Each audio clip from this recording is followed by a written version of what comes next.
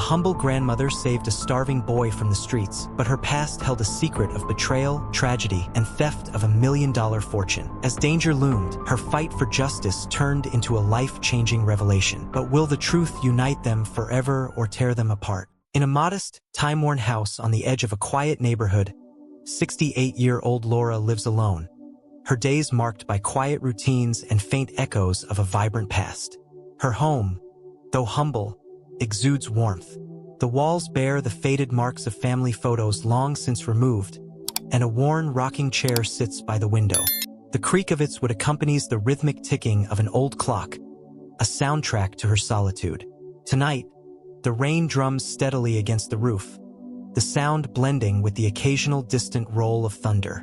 Laura, dressed in a simple cardigan and practical slacks, stands by the kitchen counter, brewing tea. Her silver hair is neatly tied back, and her kind but tired blue eyes drift toward the window, watching the rain cascade down the glass. A sudden noise interrupts the stillness, a faint knock on the door. Puzzled, Laura approaches cautiously. Opening it, she's met with a boy no older than 10. His clothes hang loosely on his thin frame, soaked and clinging to his skin. His dark hair drips with rainwater, and his wide brown eyes brim with a mixture of fear and exhaustion. "Come in," Laura says gently, stepping aside. The boy hesitates before crossing the threshold, his bare feet leaving small puddles on the wooden floor. He carries a frayed backpack slung over one shoulder, clutching it strapped tightly as if it's all he has in the world. Laura quickly retrieves a blanket, wrapping it around him as she guides him to sit by a small electric heater. She sets a bowl of soup on the table, and the boy devours it without a word. His silence speaks of a life harsher than any child should endure, and Laura's heart tightens. As the rain pounds outside, Laura watches him closely. She doesn't know his name, his story, or why he appeared on her doorstep tonight. But something about him, a fragility mixed with a quiet resilience, awakens a part of her she thought she'd lost. As the storm subsides into a gentle drizzle, Laura prepares a makeshift bed on the worn-out couch for the boy. He finally speaks, his voice small and shaky.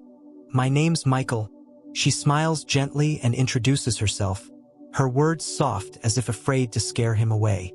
Michael clutches his frayed backpack even in sleep, a habit that doesn't go unnoticed.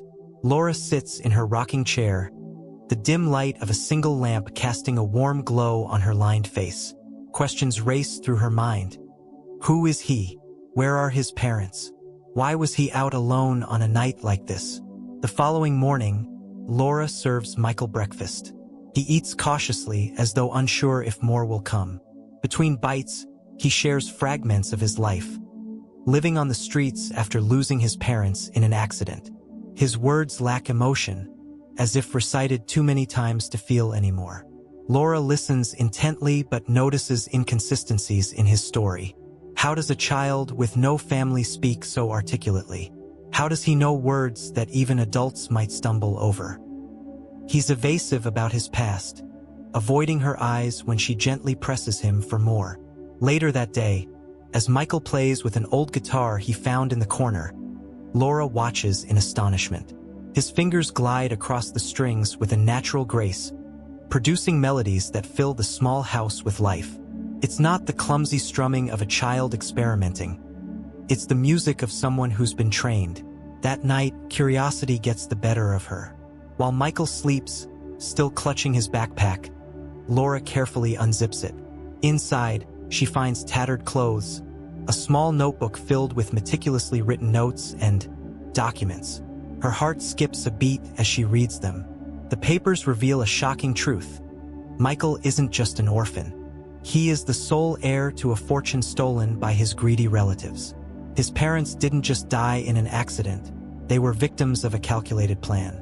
The weight of what she's uncovered is overwhelming, and Laura sits in silence, clutching the papers, realizing the storm she's about to walk into. Laura spends the morning pacing the small kitchen, her mind spinning with the implications of what she found. She glances repeatedly at Michael, who sits by the window strumming the old guitar.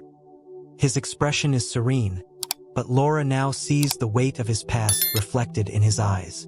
The documents reveal an inheritance tied to an affluent family, Michael's family. There's a faded photograph attached. A smiling couple and a younger Michael, dressed in formal attire, standing in front of an imposing mansion. Her hands tremble as she places the photo on the table. How could someone so innocent be forced to live on the streets while others prosper from his loss? Determined to help, Laura contacts an old friend, Paul, a retired attorney who once helped her settle minor legal disputes. Paul listens intently as Laura explains the situation, but his expression darkens. If these relatives are as ruthless as the documents suggest, they won't let this go without a fight, he warns. Meanwhile, Michael begins to sense Laura's growing anxiety. "Are you okay?" he asks, his voice tinged with concern. Laura forces a smile, brushing off his question with a reassuring pat on his shoulder. But Michael is perceptive. His trust in her wavers slightly, though he doesn't voice it. The first obstacle presents itself when Laura attempts to verify the documents. She calls the firm listed on the papers, only to be met with stonewalling. The person on the other end of the line insists there's no record of such an inheritance. "You must be mistaken," the voice says coldly. "Please don't contact us again." Paul advises caution. These people likely have powerful connections. If they planned this crime, they've covered their tracks well. Proceeding will mean putting yourself and Michael in potential danger. Laura wrestles with doubt that night. What if pursuing this only makes things worse for Michael? Should she let it go and protect the fragile piece they found? Or does she owe it to him to seek justice no matter the cost? Her resolve solidifies as she watches Michael sleep, clutching the guitar like a lifeline. She whispers to herself, "He deserves a chance at the life that was stolen from him." Laura knows the road ahead will be perilous, but she can't ignore the call to do what's right. The days grow tense as Laura and Michael settle into an uneasy rhythm. While Michael continues to trust her, a shadow of doubt flickers in his eyes. Laura can feel the weight of her decision pressing down. Her choice to dig deeper has awakened forces far beyond her control. Paul, after much persuasion, agrees to help investigate the documents. He visits the city archives, delving into records tied to Michael's family. Hours turn into days, and Paul uncovers more troubling details. Michael's parents, Henry and Eleanor, were prominent philanthropists, their wealth amassed through years of dedication to their community. Their sudden death in a car accident was heavily publicized at the time, but several inconsistencies in the police report raise red flags. It wasn't just an accident, Paul concludes grimly. Meanwhile, Laura notices strange occurrences around her modest home. A black car idles across the street longer than it should. A man in a dark coat lingers near the grocery store where she shops, his gaze lingering on her a moment too long. Her chest tightens with unease, but she keeps these observations to herself, not wanting to alarm Michael. At night, Michael practices on the guitar, filling the house with melodies that both soothe and haunt Laura. He plays with a natural talent, as if the music is his way of coping with the life he's endured. Laura wonders how a boy with so much to give could have been discarded by the very people who should have protected him. The suspense heightens when Laura receives a letter in her mailbox, unsigned, written in neat but impersonal handwriting. It reads, "Stop digging, or you'll regret it." Shaking, Laura shows the letter to Paul. "This is a warning," he says, his tone serious. "You're treading on dangerous ground." The following day, Laura confronts Michael gently. "Michael, I need to ask you something. When you ran away, was there someone who frightened you? Someone who might still be looking for you?" Michael hesitates, his fingers halting on the guitar strings. "It's complicated," he says quietly, his eyes darting away. "But yes, there are people I've been running from." Laura's resolve only deepens. "We can't run forever," she thinks. "If I'm going to protect him, I need to bring this to light." She devises a plan with Paul. They'll confront the law firm listed in the documents directly, armed with evidence from the archives. Paul warns her one last time. "You need to be ready for what's coming. These people play dirty, and they don't care who gets hurt."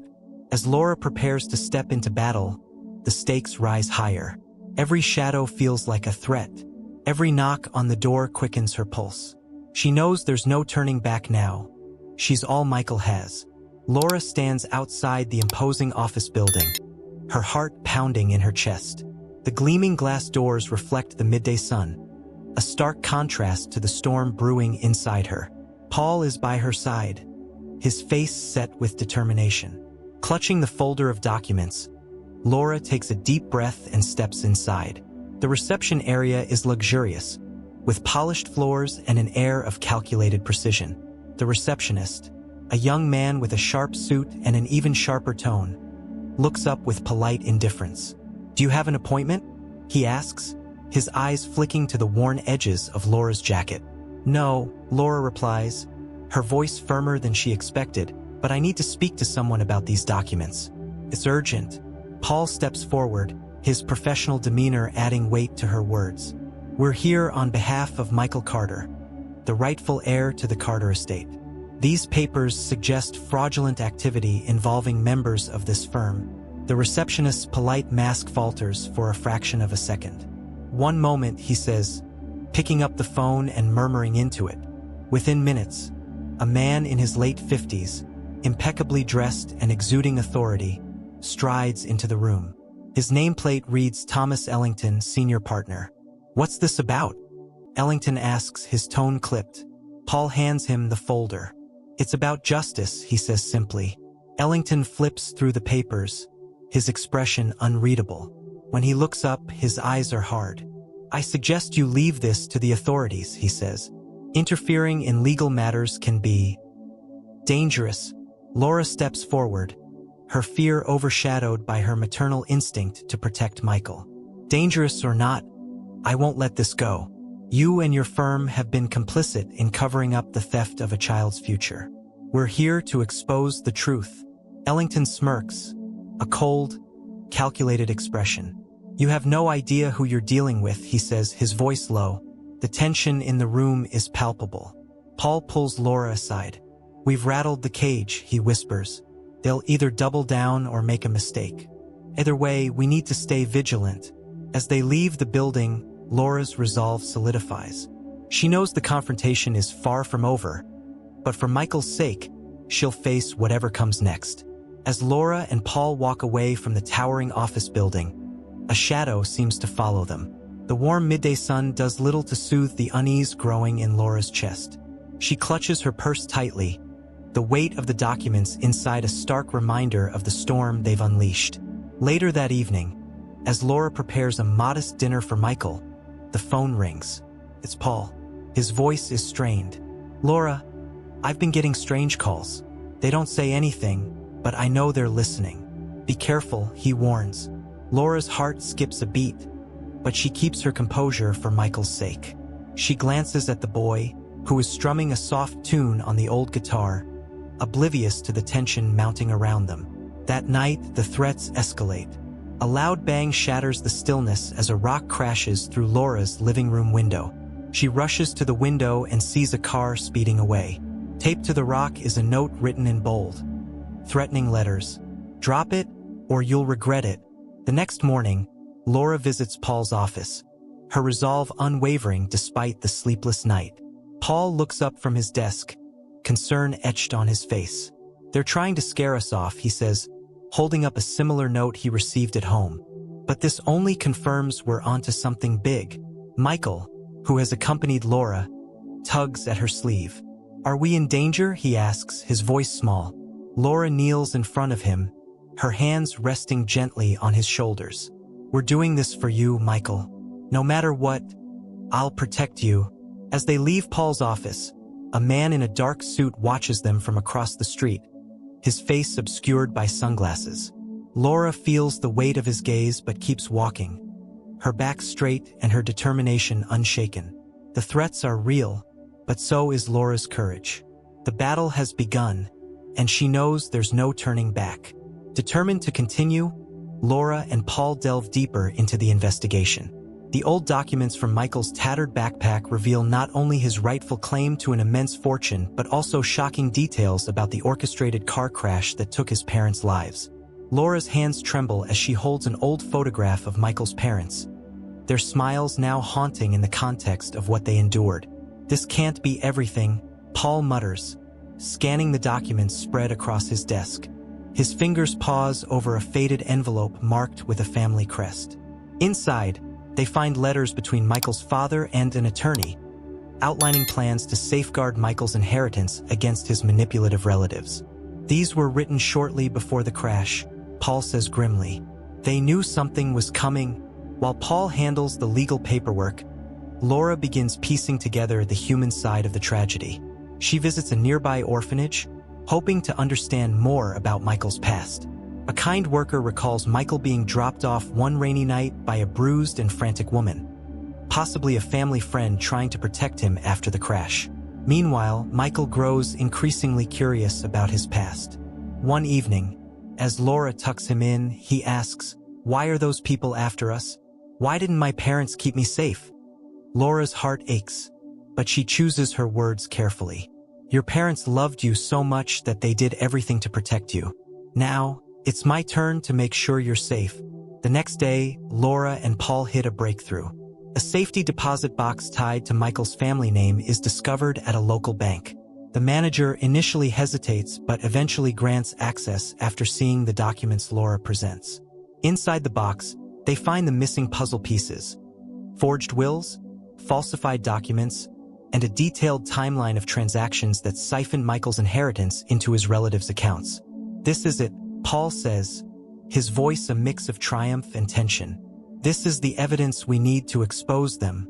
But Laura's victory feels bittersweet as she looks at Michael, who stares out the window with a faraway expression.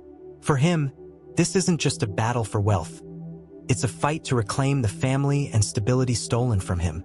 With the evidence in hand, Laura knows the next step will be the most dangerous yet: confronting the relatives who betrayed Michael's parents and seeking justice in a world that thrives on power and corruption. Laura and Paul arrive at the grand estate where Michael's relatives now reside. The mansion stands as a glaring contrast to Laura's modest home, a stark reminder of what had been stolen from Michael. As they approach the ornate iron gates, Laura feels a surge of determination despite the imposing facade. Inside, the atmosphere is tense. Michael's relatives, particularly his Uncle Richard and Aunt Victoria, lounge in the opulent living room, their expressions quickly hardening when Laura and Paul step inside. "What is the meaning of this?"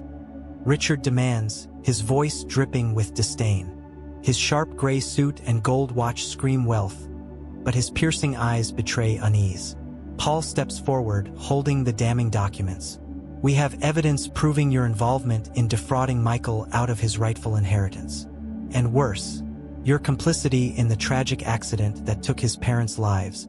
Victoria gasps, her carefully composed demeanor faltering for a moment before she regains her poise. "This is absurd. You have no idea what you're talking about." Laura, though nervous, refuses to back down. "Michael deserves justice. You took everything from him, his family, his security, his future. But not anymore."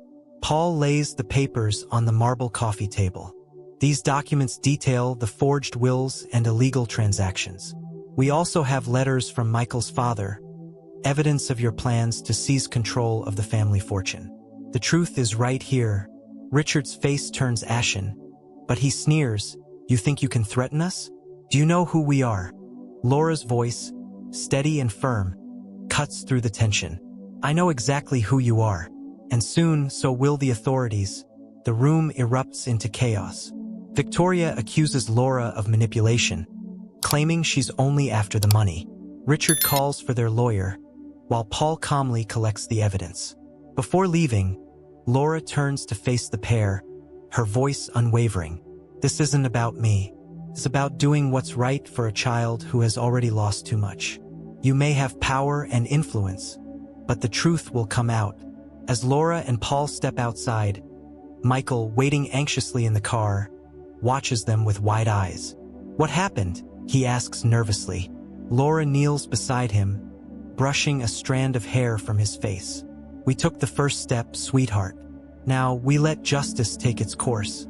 As they drive away, Laura can't help but glance in the rearview mirror at the mansion shrinking in the distance, a looming shadow of greed and betrayal. Little does she know, the fight is far from over. The confrontation sparks a ripple effect Laura wasn't fully prepared for. Back at her modest home, the first sign of trouble arrives as a sleek black car slowly cruises past her street. Paul notices it first, his instincts on high alert. "That car's been around twice today," he says, closing the curtains. His jaw tightens, a flicker of concern flashing in his eyes. Laura, determined but cautious, replies, "We knew this wouldn't be easy. They're trying to intimidate us." Meanwhile, Michael has taken refuge in the small living room, strumming softly on the old guitar Laura gave him. The melody is gentle yet somber, a reflection of the unease hanging over the household. His talent for music remains a source of light in the growing darkness. The next morning, a letter is shoved under the door. Laura picks it up, her fingers trembling slightly as she unfolds the note. The message is simple but chilling. "Stay out of this, or you'll regret it." Paul insists on taking the threat to the authorities, but Laura hesitates. "We need to stay focused. They're desperate because they know we're close to the truth." As the tension mounts, Michael begins to open up more about the night his life changed forever. Sitting at the kitchen table, his voice shakes as he recounts the car accident that claimed his parents' lives. "I remember their voices. They were scared. And after it happened, I heard my uncle talking on the phone, saying, 'It's done.'" Laura listens, her heart breaking for the boy who has endured so much. "You're so brave for sharing this, Michael," she says, her hand gently resting on his. "We'll make sure they can never hurt you again." Paul, always the pragmatist, dives deeper into the legal documents, cross-referencing dates and signatures. His diligence uncovers more inconsistencies that strengthen their case. However, he warns Laura, the more we push, the more they'll push back. We have to be careful.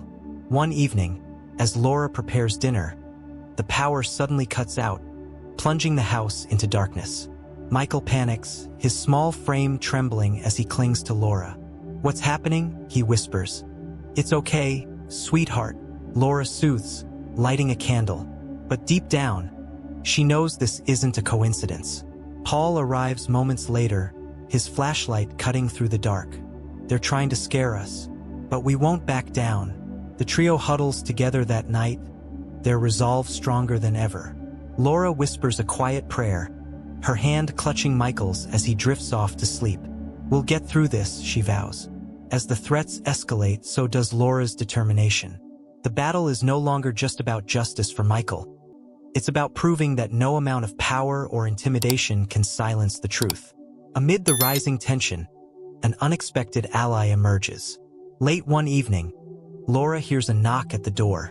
Paul tenses immediately, positioning himself by the window to get a look at their visitor.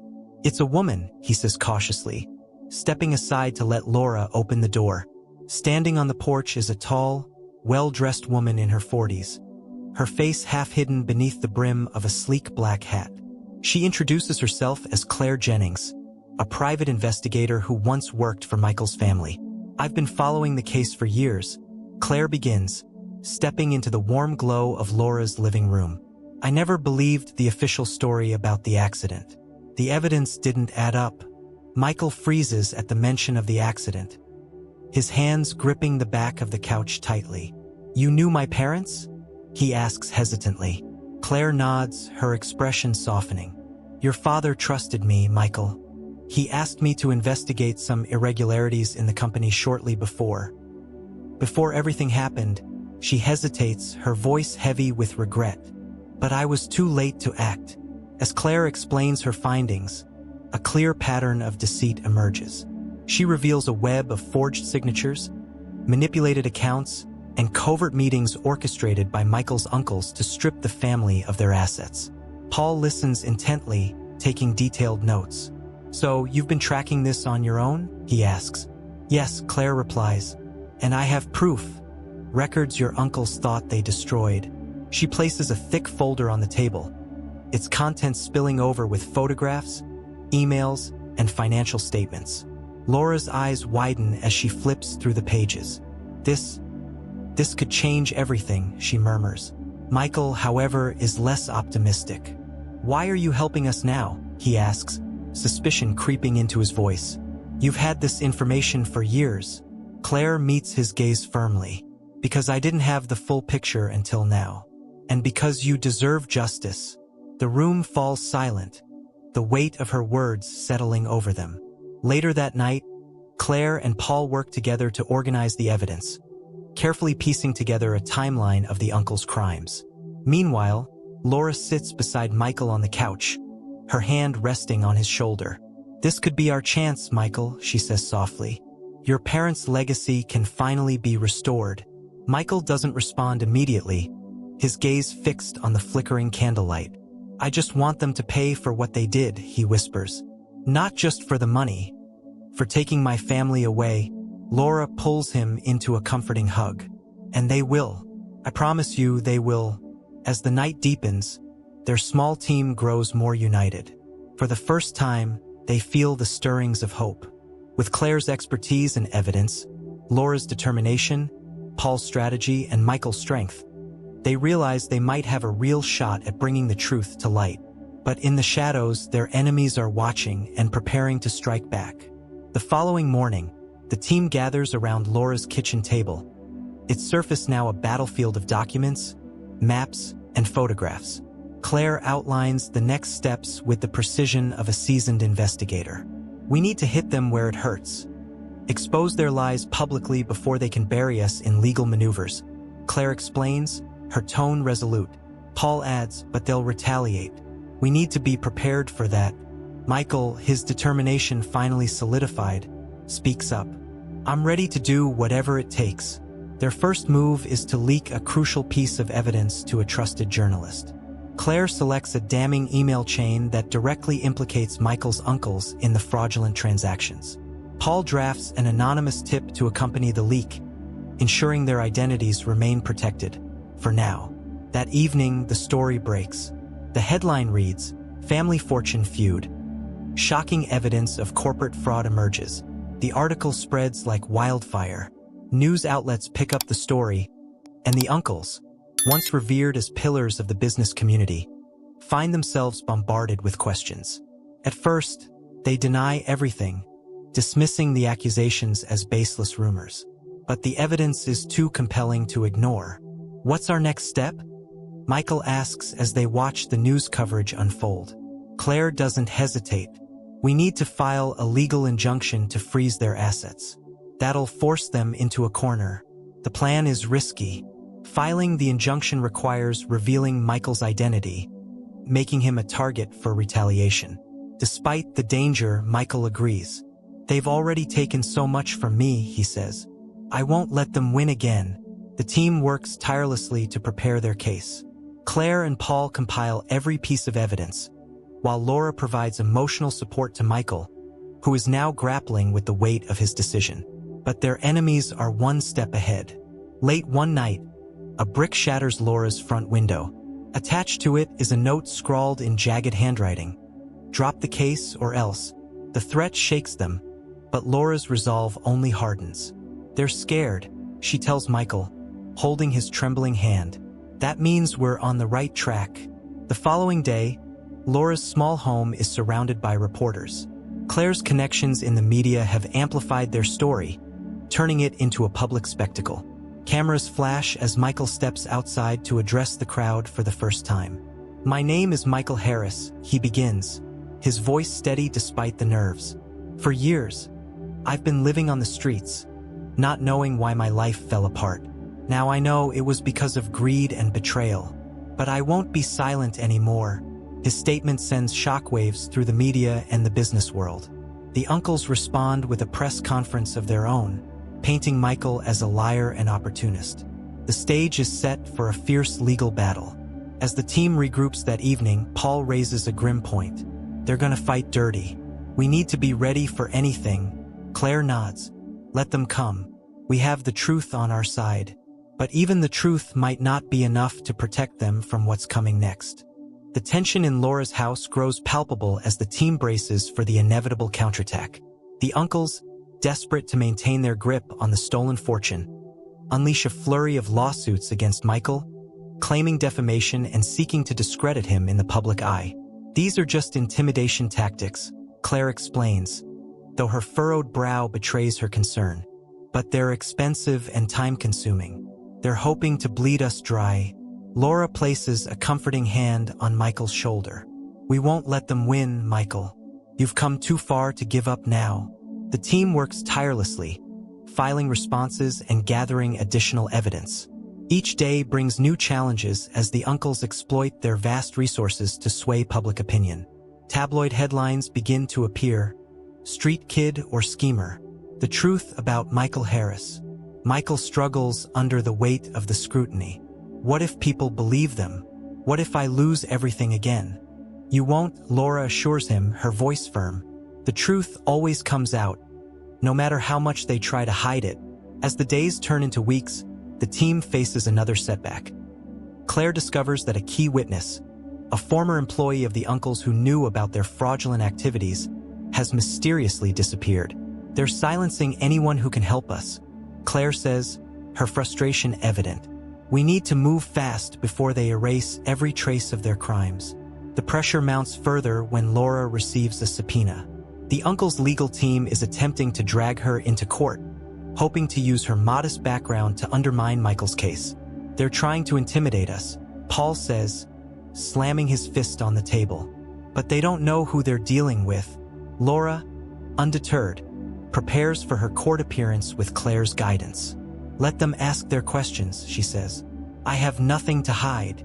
When the day arrives, Laura takes the stand with quiet dignity.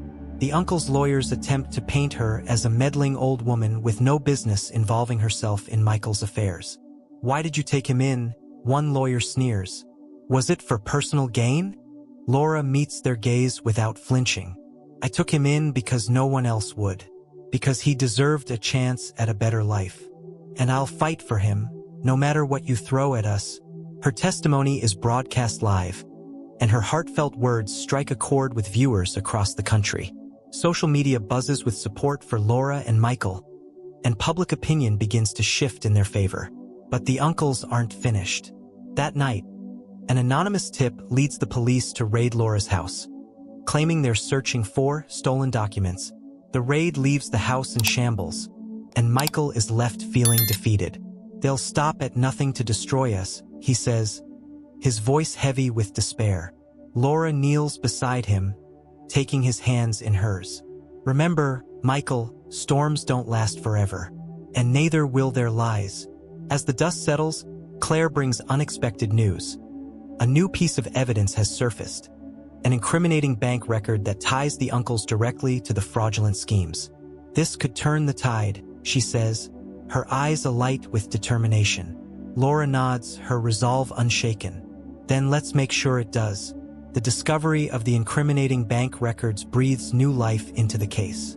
Claire, Paul, and the legal team work around the clock to build a rock-solid argument around this new evidence. This record shows a direct transfer from the family trust to offshore accounts controlled by the uncles. Claire explains during a late-night strategy session. It's the proof we've been waiting for. Michael studies the document, his hands trembling. This could finally end it, he murmurs. They won't be able to explain this away. As preparations for the court hearing continue, Laura takes a quiet moment to speak with Michael. You're stronger than you know, she tells him. No matter what happens in that courtroom, you've already won by standing up for what's right. The day of the hearing arrives, and the courtroom buzzes with anticipation. Reporters pack the gallery, eager to witness the climax of the high-profile case. Michael sits beside Laura, his jaw set with determination, while Claire and Paul organize their final arguments. When the uncles take the stand, they maintain their innocence, accusing Michael of fabricating evidence to tarnish their reputation. But when Claire presents the bank records, their confident facade begins to crack. This document shows a pattern of transactions spanning years. Claire states, her voice steady and commanding. These funds were systematically siphoned from the trust meant for Michael Harris and funneled into accounts under the control of these men. The uncle's lawyer scrambles to object, but the judge allows the evidence to be admitted. Gasps ripple through the courtroom as the damning details are revealed. Under pressure, one of the uncles finally breaks. "It wasn't my idea," he blurts out, pointing to his brother. "He orchestrated the whole thing." Chaos erupts in the courtroom as the uncles turn on each other, their carefully constructed lies unraveling before everyone's eyes. Michael watches in stunned silence, his grip tightening on Laura's hand. "It's over," he whispers. When the judge restores order, he addresses the court. "Based on the overwhelming evidence presented, I find in favor of Michael Harris. The defendants are ordered to return the stolen assets and face additional charges for fraud and conspiracy." Tears stream down Michael's face as the realization sinks in. He turns to Laura, his voice choked with emotion. "We did it, Grandma. We finally did it." Laura smiles, her own eyes glistening. "No, Michael, you did it. You found the strength to fight for what's right." The courtroom erupts in applause, and reporters scramble to capture the emotional scene. For the first time in years, Michael feels the weight of his parents' legacy lifting from his shoulders. As they leave the courthouse, surrounded by a supportive crowd, Michael pauses to address the media. "This victory isn't just for me," he says. "It's for every child who's been overlooked, for every injustice that's been ignored. My journey isn't over. I have a responsibility to pay it forward." Laura places a hand on his shoulder. "And I'll be right here with you every step of the way."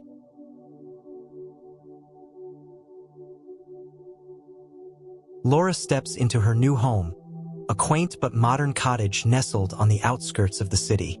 The sunlight streams through large windows, illuminating the space with a warm glow. Michael has thought of everything: a cozy reading nook, a kitchen filled with her favorite items, and a garden waiting to be planted with her beloved flowers. Michael guides her through the rooms, his enthusiasm evident. "This is all yours, Grandma Laura. You deserve a place as beautiful as your heart."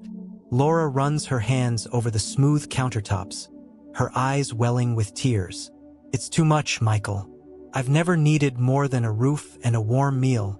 Michael kneels before her, his hands gently clasping hers. "It's not about what you need, it's about what you deserve. You gave me everything when I had nothing. Now it's my turn to make sure you have the life you always should have had." Settling into her new life, Laura finds unexpected joy in the quiet moments. Reading on her porch, tending to the vibrant garden, and sharing meals with Michael during his visits. She becomes a fixture in the local community, offering wisdom and warmth to those around her. Michael, inspired by his journey and Laura's influence, dedicates a portion of his wealth to creating programs for children in need. He often seeks Laura's counsel, and her insights shape initiatives that transform lives. Their bond grows deeper with each passing day, a testament to the power of love and resilience. Together, they prove that even the darkest beginnings can lead to a future filled with light and purpose. Years later, a grand event is held in honor of Laura and Michael's philanthropic work. The city's largest auditorium buzzes with energy as families and children from all walks of life gather to celebrate the duo's contributions. The stage is adorned with flowers, photos, and banners reading, "Transforming lives through kindness." Laura, now in her late 70s, sits in the front row, her elegant yet simple attire reflecting her humility. Michael stands on stage, addressing the crowd with heartfelt gratitude. None of this would have been possible without the unwavering kindness and strength of one extraordinary woman, my grandmother, Laura. The audience erupts in applause, and Michael gestures for Laura to join him on stage. Hesitant but encouraged by the crowd's cheers, she rises, her hands trembling slightly as she walks to his side. Michael continues, "She taught me that love isn't just about giving. It's about believing in someone when they can't believe in themselves." Because of her, countless lives, including mine, have been forever changed. Tears stream down Laura's face as Michael presents her with an honorary award. The plaque reads, "To Laura, a beacon of hope and an inspiration to all." As the applause fills the auditorium, Laura steps forward, her voice steady yet emotional. "I didn't do this alone. Every one of you here tonight represents the power of kindness and second chances. If we can change one life, we can change the world." The event concludes with a standing ovation, but the impact of their story continues to ripple outward. Laura's journey from a humble grandmother to a symbol of resilience inspires countless others to embrace empathy and courage. In the end, Laura and Michael's bond proves unbreakable, a reminder that love and sacrifice can create legacies that transcend generations. Their story comes full circle, leaving an indelible mark on the hearts of all who hear it.